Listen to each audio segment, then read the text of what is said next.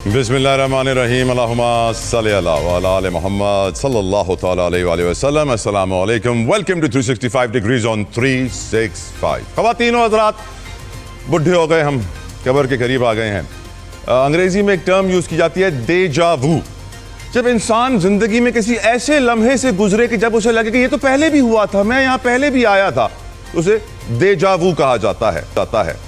हकीकत यह है कि 20 साल सहाफ़ती करियर में बहुत सारी खबरें हमें déjà vu वाली फीलिंग देती हैं कि ये तो हमने पहले भी किया था, इसके ऊपर तुम बहुत वक्त से बात करते आए हैं, ये कोई नई बात तो नहीं है, ये पुरानी बात है। लेकिन अफसोस के साथ वो पुरानी बात आज भी उतनी ही ताज़ा है जितनी मेरी पैदाइश पे थी और उससे पहले भी थी। जब से पाकिस्तान बना है हम नाजुक मोड़ से गुजर रहे हैं। मईशत की बात करें तो 2023 से शहबाज शरीफ साहब हुकूमत में आए हैं। कहा जा रहा है निचकारी। अभी तक सिर्फ PIA ही निचकारी के अमल से गुजर सकी है और कुछ भी नहीं।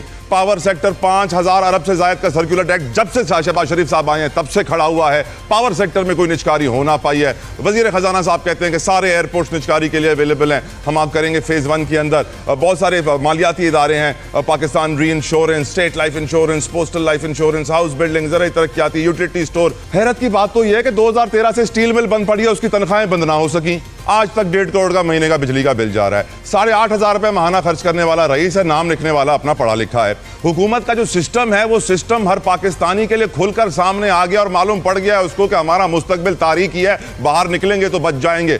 और इसीलिए 10 लाख के करीब लोग हर साल बाहर जाते हैं। और हम ये बात जानते हैं कि अब दुनिया में जंगों का तरीक़ेकार बदल चुका है। इकोनॉमिक हिटमैन्स जॉन पर्किंस की किताब ने 2002-3 में बता दिया था कि अब वो माशी तौर पे आपको इतना गरीब कर देंगे कि आप अपने पैरों पे खड़े ना हो सके और अपनी बात ना कर सके। और वही आज पाकिस्तान का हाल है। हुकूमत की बात करें तो गुज़िश्ता 1 साल में कर्जों में 5,904 अरब रुपए का इजाफा। हुकूमत के जिम्मे कर्जों का बोझ बढ़कर 81,949 अरब रुपए हो चुका है। स्टेट बैंक के मुताबिक गुज़िश्ता साल मई में कर्जों का हजम 76,045 अरब था। 1 साल में मकामी कर्जों में 4,647 अरब का इजाफा हुआ है। मुल्क की कर्जों में मतलब कर्जे बढ़ते जा रहे हैं, तनख्वाहें कर्जों से निकल रही हैं, लेकिन जो शाखर्चियां हैं वो कम नहीं हो रही हैं। नेशनल हाईवे अथॉरिटी 300 अरब का साल का नुकसान करता है, वो इस प्राइवेटाइजेशन की लिस्ट में मुझे नजर नहीं आ रहा। वाज़े तौर पे हुकूमत जिस तरीके से मईशत को संभालना चाह रही है, ट्रेड डेफिसिट $40 बिलियन पे ही खड़ा हुआ है। ना हमारी इंपोर्ट्स कम हो सकी, ना हमारी एक्सपोर्ट्स बढ़ सकी, घट गई। अलबत्ता गुर्बत तारीख की बुलंद तरीन सतह पे, आधी आबादी 2 वक्त की रोटी से महरूम, बेरोजगार 80 लाख नौजवान सड़कों पे घूम रहे हैं, पढ़े लिखे नौकरी की तलाश में, करोड़ों रुपए तालीम पे खर्च करते हैं, 50,000 की नौकरी नहीं मिलती। मुल्क का माशी मुस्तकबिल, सियासी मुस्तकबिल, मुआशरती मुस्तकबिल आपस में कनेक्टेड हैं। मैं वधी टाइम वेस्ट नहीं करूँगा, मैं तारुफ करवाना चाहूँगा अपने मेहमान का। मेरे साथ मौजूद हैं, सिंध हैं, किसी तारुफ के मोहताज नहीं, मुल्क के नामवर सियासतदान रह चुके हैं, सहाफ़ी भी रह चुके हैं, मेरी तरह एंकरिंग भी कर चुके हैं। मैं बहुत वक्त से आपको फॉलो कर रहा हूँ। मोहम्मद ज़ुबैर उमर साहब, अस्सलामु अलैकुम व रहमतुल्लाहि व बरकातुहू। बहुत शुक्रिया आपके वक्त के लिए ज़ुबैर साहब। आप यकीनन इन सारी चीज़ों पे बड़ी गहरी नज़र रखते हैं।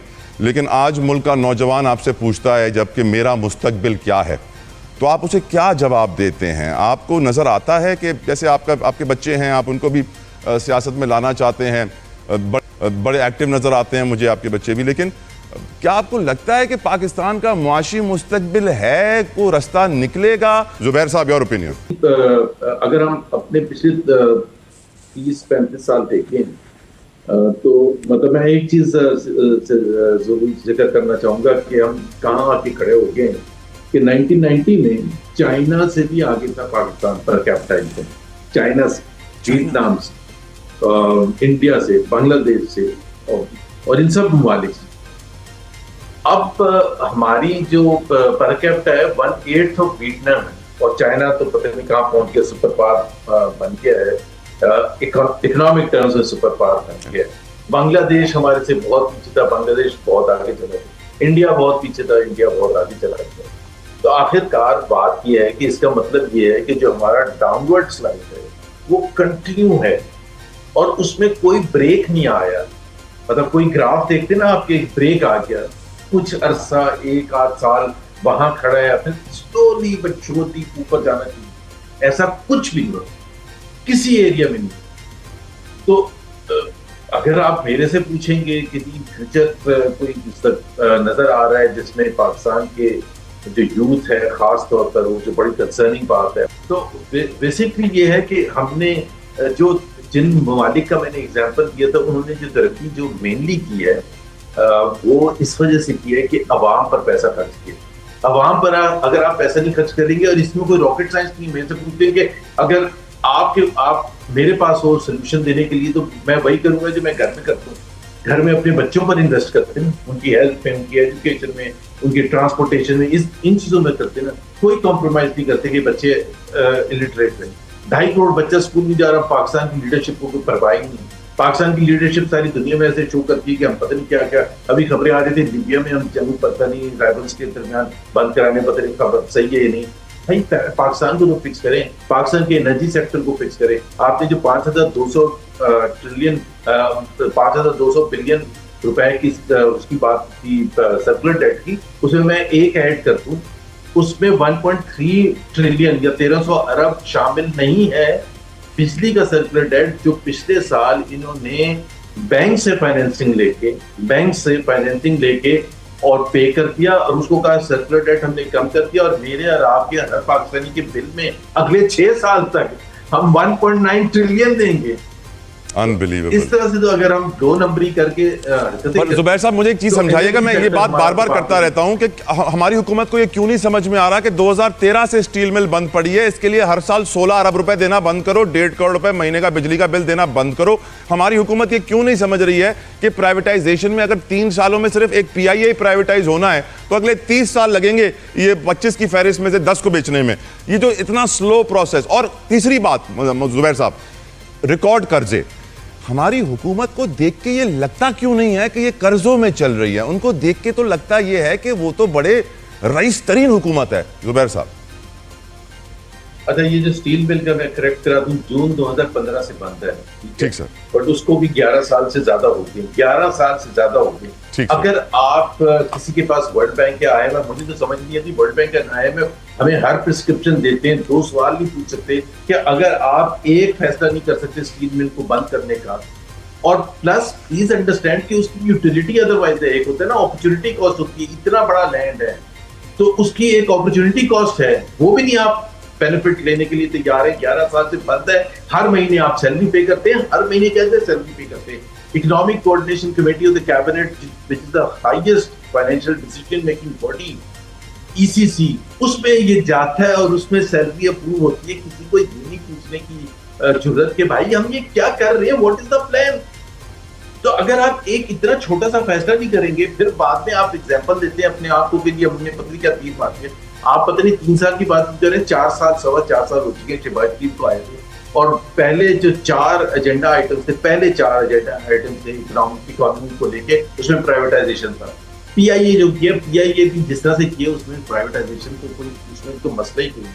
आपने 800 बिलियन रुपए की लाइबिलिटीज थी PIA की, 650 बिलियन आपने निकाल के अपनी बुक्स में ले ली है, ये भी मैं आपको बता दूं, अपनी बुक्स में ले ली है, और आपने नए उसको और पता नहीं क्या क्या सहूलत दे दी है। अब 650 बिलियन जो अपने बुक्स में लिया है, तो आपको मैं बता दूं कि पाकिस्तान PIA का जो लॉस था एनुअल तकरीबन 50, 60, 70 बिलियन, वो हुकूमत पाकिस्तान यानी कि मैं और आप भरते रहेंगे पता नहीं कितने साल तक। सर, वो इकोनॉमिक कोऑर्डिनेशन कमेटी ने लास्ट मीटिंग में 6 अरब रुपए अप्रूव किए हैं ये कर्जों के सूद के लिए सर।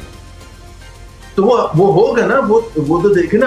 अब ये तो अगर इस किस्म से प्राइवेटाइजेशन करनी है आपने, कि जो आपने कहा ना लॉस मेकिंग, तो अगर कल को वो आप जितनी लॉस मेकिंग बेच के उनके कर्जे सारे अपने ऊपर ले लेंगे और फिर पे करते रहेंगे, तो फिर क्या है। दूसरा आपने कर्जों की बात की, ये मेंटालिटी की बात है, कि माइंडसेट की बात है। एक तरफ कहते हैं कि हमें शर्म आती है कि किस्त लेके जा, फिर आप उससे खुशियां मनाते हैं कि जी IMF के बोर्ड ने हमारी अगली किस्त अप्रूव कर दी। किस चीज की खुशी है? 25वां IMF प्रोग्राम है, या तो ये पहला होता कि आप कहते हैं कि जी दुनिया में कभी हुआ ही नहीं था किसी की किस्त अप्रूव, हमने किस्त अप्रूव करवा। IMF ने, अगर IMF और वर्ल्ड बैंक पाकिस्तान का एक इकोनॉमिक सोल्यूशन होता, तो फिर 25वां प्रोग्राम तक हमें पहुंचने की जरूरत ना होती।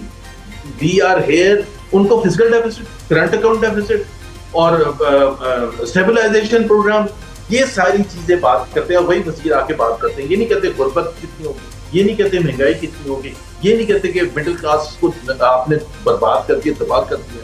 तो IMF is no solution. IMF तो वो कहते हैं हम स्टेबलाइजेशन करें। अब स्टेबलाइजेशन का मैं आपको एक्सप्लेन करता हूँ, आपकी मेरे ख्याल समझ भी है।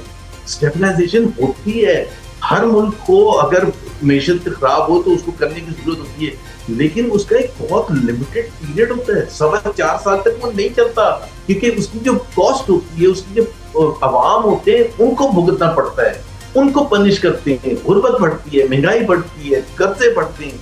ये कौन सी मीशत चलाने का तरीका है? अब 4.25 साल हो गए हम स्टेबलाइजेशन, और उनसे पूछे तो वो कहते हैं डिफॉल्ट करने जाते हैं। एक तो डिफॉल्ट करने भी नहीं जा रहे थे, दूसरी बात अगर मान भी लिया जाए तो आपको 4.25 साल हो गए, आपने कितना अर्सा और चाहिए स्टेबलाइजेशन का? ग्रोथ की तरफ कब जाएंगे?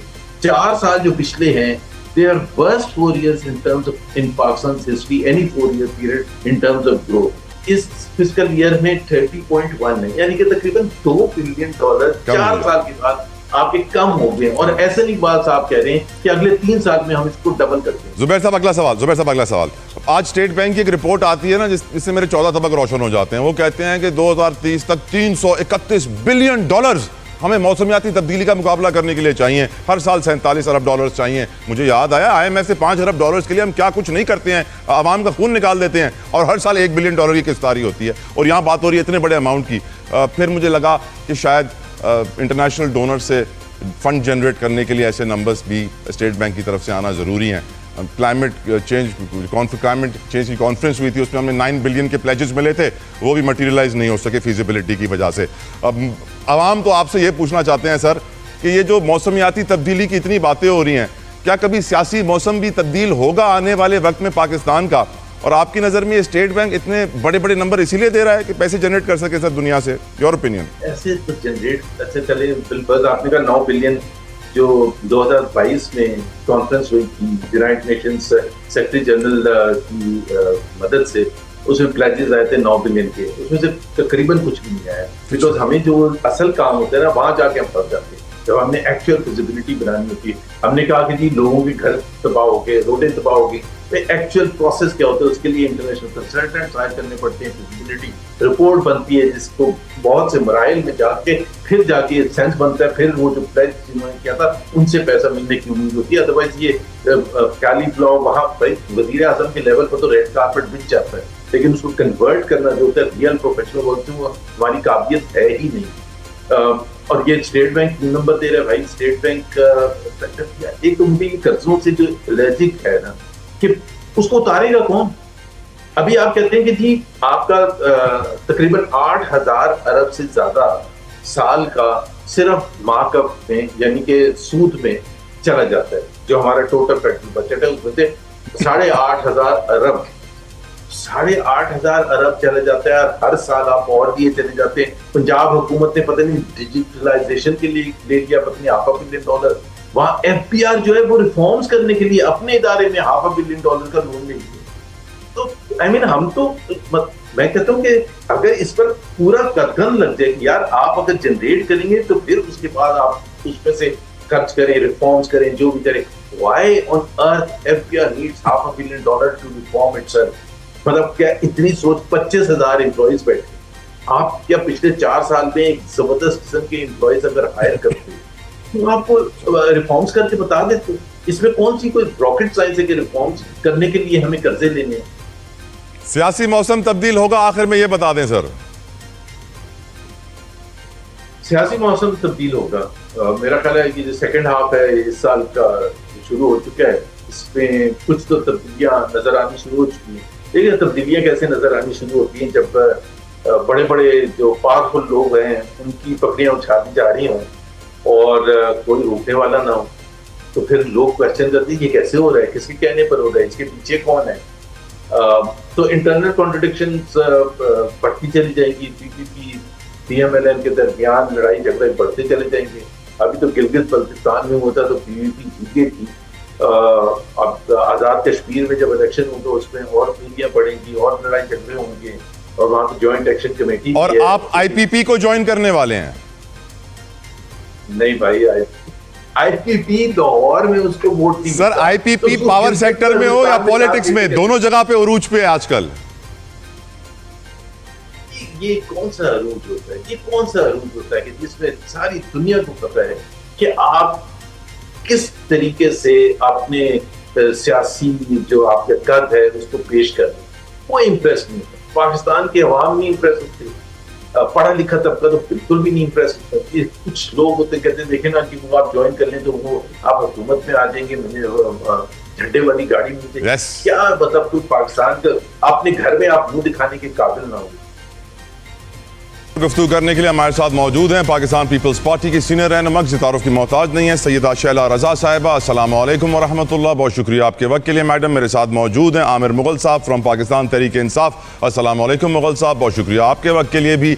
गुफ्तगू का आगाज़ मैं करना चाहूँगा ऑफकोर्स जो हमारे वज़ीर ख़जाना कह रहे हैं, जो हमारे स्टेट बैंक कह रहे हैं, जो हमारी मईशत का हाल है, उसके ऊपर पहले आपसे बात करना चाहूँगा। शैला साहिबा, हम जब तारीख़ पढ़ने की कोशिश करते हैं तो काफ़ी सारे लोगों को ये बताया जाता है कि मियाँ नवाज शरीफ साहब और उनका घराना सियासत में इसलिए आया था कि भुट्टो ने नेशनलिज्म के नाम के ऊपर उनकी एक फैक्ट्री ले ली थी, जिसके बाद उन्हें गम हुआ और फिर उन्होंने जो है कहा कि हम सियासत में आएंगे। 2023 से जो है शहबाज शरीफ साहब पावर में हैं। अभी तक सिर्फ PIA ही प्राइवेटाइज हो सका और कुछ प्राइवेटाइज हो नहीं सका। मुल्क के कर्जों की बात की जाए, तारीख की बुलंद तरीन सतह पे बेरोजगारी, तारीख की बुलंद तरीन सतह पे महंगाई, तारीख की बुलंद तरीन सतह पे हर चीज़, तारीख की बुलंद तरीन सतह पे। ऐसे में जो है हमारा स्टेट बैंक कहता है कि मौसमियाती तब्दीली के लिए हमें 2030 तक जो है 331 अरब डॉलर्स, 331 बिलियन डॉलर्स चाहिए। हर साल 47 बिलियन डॉलर्स चाहिए। एक ऐसा नंबर जो जिसके पास 2 वक्त की खाने की रोटी नहीं है, वो सोच रहा है कि या अल्लाह हमारे हुक्मरान क्या प्लानिंग कर रहे हैं। 8,500 खर्च करने वाले को रईस, नाम लिखने वाले को पढ़ा लिखा। शैला साहिबा, इस मुल्क का सबसे बड़ा प्रॉब्लम मईशत है और ये हुकूमत कहाँ जा रही है मईशत को लेकर? मुल्क का हाल क्या है? आपको पाकिस्तान का फ्यूचर माशी क्या नज़र आ रहा है? शैला रजा साहिबा। अच्छा, आपने आज मुझे एक नई कहानी बताई कि उनकी कोई फैक्ट्री इस तरह से हो गई थी। देखिए, बात यह है कि तारीख़ में नज़र डाले तो ये नज़र आता है कि जनरल जिलानी गए थे मियाँ शरीफ के पास और उन्होंने कहा कि मेरे आपके इतने बेटे हैं, कोई एक बेटा दे दें। उन्होंने कहा ठीक है, ये आप ले लें। जो नवाज शरीफ साहब का घर में नाम था वो नाम लेकर। तो बाकी जो है, जो मेरे पास नॉलेज है, इनको 1965 के बाद इनको आयरन शीट्स का एक ठेका मिला था। उसके बाद थोड़े से इनके हालात बदले।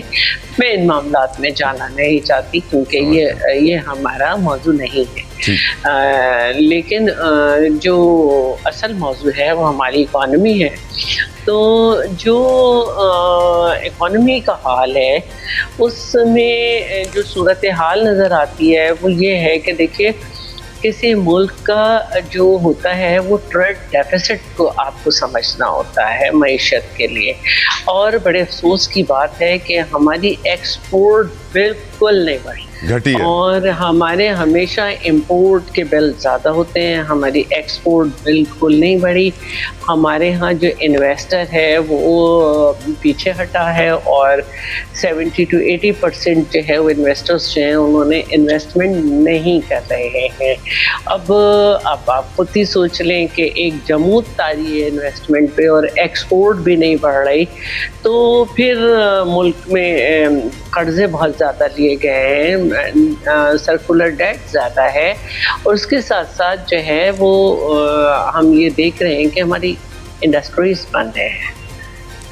तो इस सूरत हाल में एग्रीकल्चर का ये हाल है कि अभी जो है वो आपकी गंदम उतरी है, लेकिन जो है पॉलिसीज़ आप देखें कि मार्केट में गंदम का शॉर्टफॉल है शदीद।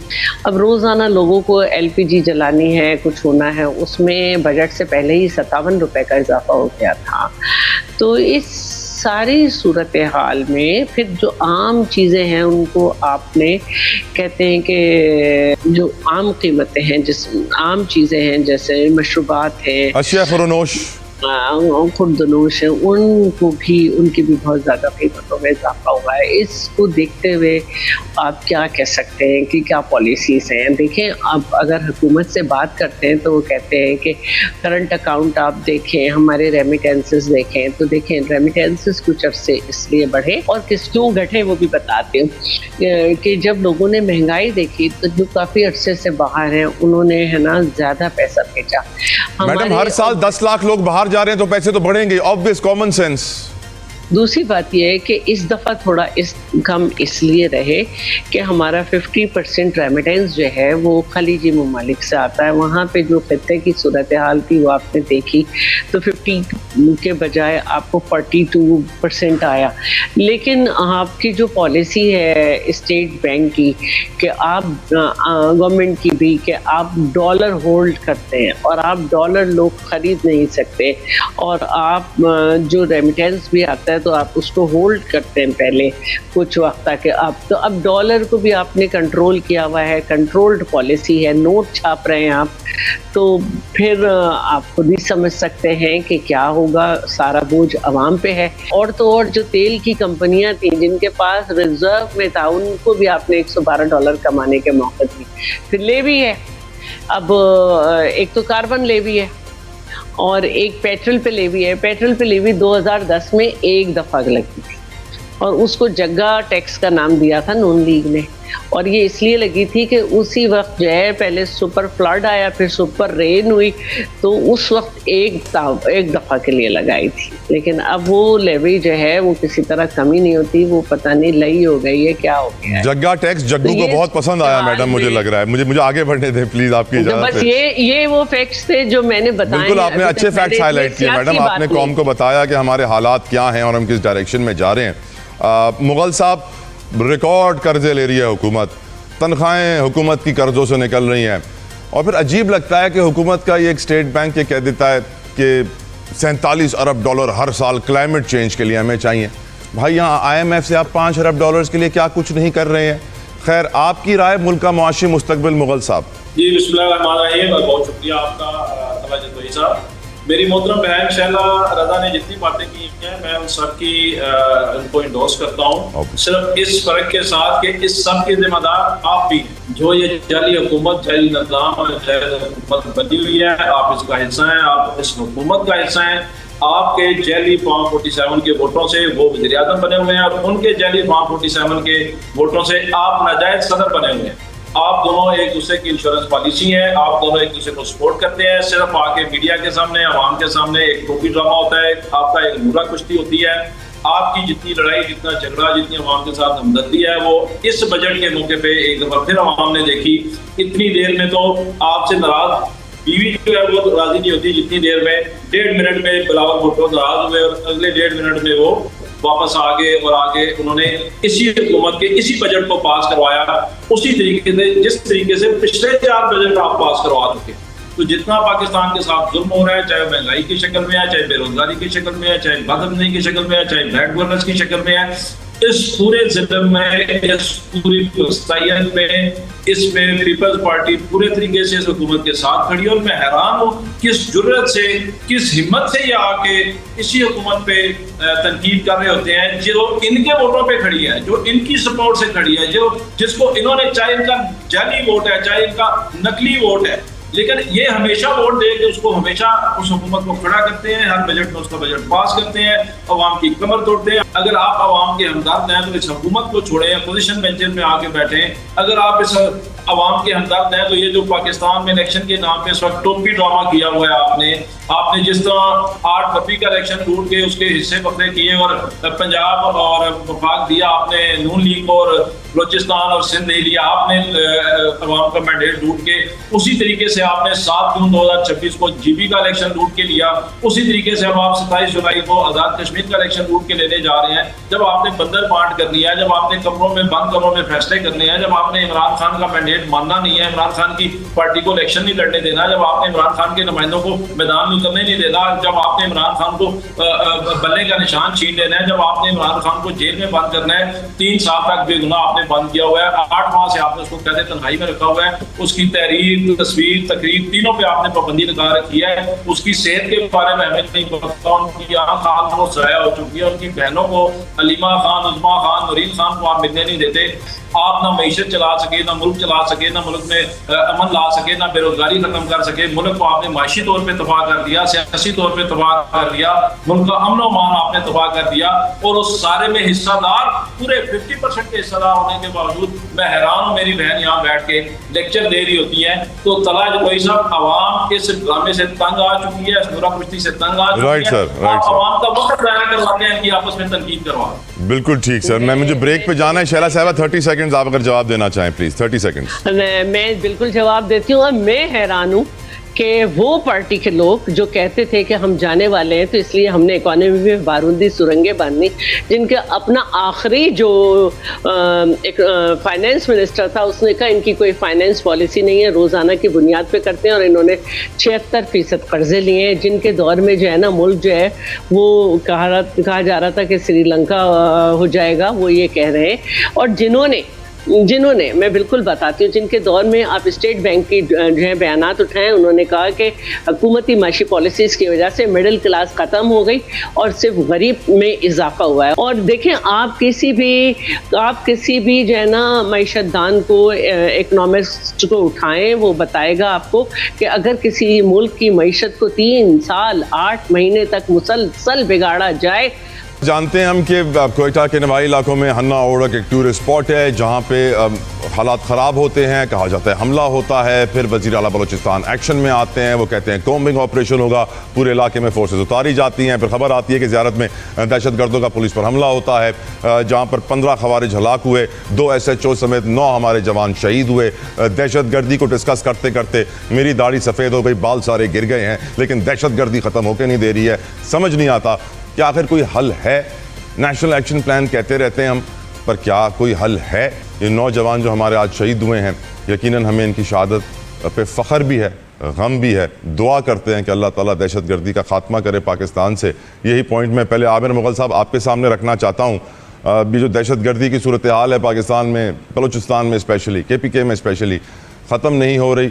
हम बुढ़े हो गए, मौत के करीब आ गए। क्या हमारे बच्चों के दौर में ये दहशतगर्दी ख़त्म होगी? आमिर मुग़ल साहब जी देखें जतोई साहब, ये तो बड़ी लम्हा फिक्रिया है इस पूरी कौम के सोचने के लिए। और स्पेशली अभी जो कोयटा में अटैक हुआ है 9 के करीब जो है उसमें हमारे जवान शहीद हुए हैं। बड़ा दुख है, बड़ा अफसोस है हमें, और मैं उनकी फैमिलीज के साथ इज़हार ताज़ियत भी करता हूँ। लेकिन सवाल ये है तला जतोई साहब, ये दहशतगर्दी ख़त्म कैसे होगी? आपने बिल्कुल ठीक कहा। अभी आप मेरी अब 48 साल उम्र हो गई है, आपके भी परहेज हो गए हैं। तो कहने का मकसद ये है कि क्यों नहीं ऐसा कोई पॉलिसी ला रहे, कोई हम नेशनल डायलॉग इस पे कर रहे, पूरी कौम को बिठा के, सारी सियासी जमातों को बिठा के, कि किस तरीके से इस दहशतगर्दी को खत्म किया जा सकता है। इधर से हमारा वज़ीर दाखिला ये दावा करता है कि बलोचिस्तान के दहशतगर्द एक SHO की मार है, और वो दहशतगर्द वो जिस तरह एक फिल्म में हमने एक डायलॉग बड़ा मशहूर हुआ था, एक बड़ी पुरानी फिल्म का, कि पंजाबी का डायलॉग है, दिन नू राज फरंगी दा, रात नू राज मलंगी दा। तो वहाँ पे दिन को आप बंदूक की नोक पे आप खड़े रहते हैं, और रात को वहाँ पे राज जो है वो BLA के दहशतगर्दों का होता है। तो जब इसमें हम ये कहते हैं कि BLA का कला कमक किया जाना चाहिए, BLA के जितने दहशतगर्द हैं जो पाकिस्तानी फोर्सेज पे, हमारी अफवाज पे, हमारे दीगर लॉ इन्फॉर्मेट एजेंसीज हैं, पुलिस है, या हमारे दीगर इदारे हैं, या आम वहाँ पे आके हमले करते हैं, या वहाँ पे पंजाबियों को या सिंधियों को कत्ल करते हैं, उनका एक एक बंदा आप चुन के मारे। लेकिन वजह क्या है? आपको सपोर्ट क्यों नहीं मिल रही? वहाँ के मुकामी लोग आपके साथ इसमें ताउन क्यों नहीं कर रहे? वही अब आपने बलूचिस्तान में पॉलिटिकल सिस्टम ही खत्म कर दिया। जिस तरह का 547 2024 में पंजाब में दिया गया है या पूरे पाकिस्तान में दिया गया, तला जतोई साहब, ये 547 पिछले 30-40 साल से दिया जा रहा है बलूचिस्तान में। बलूचिस्तान में कोई इलेक्शन नहीं होता, इलेक्शन के नाम पे ड्रामा होता है। वहां पे पहले से बता दिया जाता है कि तुमने जीतना है, तुमने जीतना है, तुमने जीतना है, तुमने जीतना है, और पहले से पपेट जो है वो बैठा के खड़े किए जाते हैं। तो जब आपने बलूचिस्तान के नौजवान को इलेक्शन सिस्टम से बाहर कर दिया, जब आपने बलूचिस्तान के नौजवान की जायज डिमांड भी नहीं मानी, जब आपने बलूचिस्तान की सुई गैस से पूरे पाकिस्तान को रोशन किया, लेकिन आप बलूचिस्तान को रोशन नहीं कर सके सुई गैस से, मैं ये समझता हूँ कि इस मामले में तमाम पॉलिटिकल जमातों को इकट्ठा करना चाहिए। आपको दहशतगर्द को और आम बलूची को लहदा करना होगा, आपको दहशतगर्द को और नौजवान को लहदा करना होगा, आपको नौजवान को एतमाद देना होगा, नौजवान को समझाना होगा रियासत हमारे लिए माँ के जैसी है। बिल्कुल ठीक। शैला साहबा, योर ओपिनियन मैडम? अच्छा देखिए, दहशतगर्दी की जो बात है उसमें इस वक्त भी मैंने देखा कि कराची के अंदर भी जो है वो काफ़ी आज कार्रवाई हुई है। तो इस वक्त हम ये देख रहे हैं, तो देखिए दहशतगर्दी को आप 1 मिनट में नहीं सुलझा सकते। हमें ये देखना चाहिए कि ये दहशतगर्दी जो है इसमें मज़हब को भी इन्वॉल्व किया गया है और उसमें मज़हब के नाम पर लोग फैसिलिटेट करते हैं। इसके अलावा देखिए बलूचिस्तान का मसला जो है ना वो 2 तरह का है। एक है नाराज़ बलूच जो हैं वो आपके आइन को मानते हैं, वह किसी वजह से नाराज़ हैं। दूसरे हैं दहशतगर्द, फितनतुल हिंदुस्तान। उनके लिए आपको करना पड़ेगा, जहाँ तक जो नाराज़ बलोच हैं उनसे हमें बातचीत करनी होगी, जैसे पहले आगाज़ हक़ूक़ बलूचिस्तान हुआ था, इस तरह दोबारा बात करनी चाहिए। और देखें, अगर हम GB को सूबे के इक्वल स्टेटस दे सकते हैं और आइंदा और भी बेहतर कोशिश कर रहे हैं कि मिल्कियत देने की बात करते हैं, इस तरह यहाँ भी। लेकिन जहाँ तक KP का मामला है, KP में बड़ी कन्फ्यूजन है और KP में जो है वो इतनी दहशतगर्दी है कि हमारे अपने जो PTI के हमारे लोग हैं ना, ये भी हमारे अपने जो PTI के MNAs हैं, उनके इलाकों की हालतें ऐसी हैं कि वो मगरिब के बाद अपने इलाकों में नहीं जा सकते। इसी तरह बलूचिस्तान के भी कुछ इलाके हैं जहाँ पे इतनी दहशतगर्दी है। तो हमें सबसे पहले जो है नैरेटिव ऑफ पाकिस्तान, जो कि अर्थ बिल्कुल वाज़े है, क्योंकि पहले हमारा नैरेटिव जो है पाकिस्तान का वो मुख्तलिफ रहा। बातचीत भी की गई इन लोगों से, लेकिन हर बातचीत जो थी वो इसलिए वो करते थे कि वो स्ट्रॉन्ग हो जाएं। आज उनको गुड और बैड की तमीज़ ख़त्म करके दहशतगर्द ख़वारिज डिक्लेयर कर दिया गया है, लेकिन अभी इसको निचली सतह पर जो है बहुत ज़्यादा करना है, वहाँ की हुकूमत को काम करना है। देखिए, फ़ौज का काम है फैसिलिटेट करना, आके दहशतगर्दी का मुकाबला करना, लेकिन जो लोकल गवर्नमेंट है उसका काम है प्रोविंशियल कि वो लोगों को एतमाद मिले, उनको बताए, उनसे उनकी काउंसलिंग करे, हर MNA अपने इलाके में। तो इसमें टाइम तो लगेगा, लेकिन बहरहाल ये एक बहुत बड़ा मसला है जिसकी वजह से भी इन्वेस्टमेंट का मसाइल हो जाते हैं और जिसकी वजह से रोज़गार के भी मसले पैदा हो रहे हैं। और जैसे जैसे दहशतगर्दी बढ़ रही है, इन्वेस्टमेंट कम होती है तो लोग बेरोज़गार होकर इन्हीं लोगों की तरफ मुतवज्जो होते हैं। तो हमें ये सारा देखना है और हमें अपने बहुत सारे सिस्टम, मिसाल के तौर पर KP, और ये मैंने पढ़ा था तो मैं आपसे शेयर कर रही हूँ पे KP और बलूचिस्तान को जो हमारी वाटर कैनाल्स जाती हैं, जो डैम्स हैं, जिनको हम अगर बेहतर करें तो वहाँ की जो खेती बाड़ी है वो बहुत अच्छी हो सकती है, ज़राअत अच्छी हो सकती है, तो बहुत सारे लोग इधर इंगेज हो सकते हैं। तो ये चीज़ें जो है ना, ये भी हमारे मुल्क की तरजीहात में होना चाहिए कि जो हमारे ज़राई इलाके हैं उनको हम किस तरह सरसब्ज़ शादाब रखें ताकि लोग इंगेज रहें। बिल्कुल ठीक मैडम, वक्त तमाम हो चुका है। मैं शुक्रिया अदा करूँगा सैयदा शैला रज़ा साहिबा आपका, आमिर मुग़ल साहब आपका। आखिर में दुआ, या अल्लाह पाक वतन को दहशतगर्दी से निजात अता फरमा, आमीन कहिए आप भी मेरे साथ। इंशाअल्लाह अल्लाह ताला अपने महबूब के सदक़े हमारी दुआ कबूल करे। अपना ख्याल रखिएगा viewers, I will see you tomorrow, until then अल्लाह हाफ़िज़।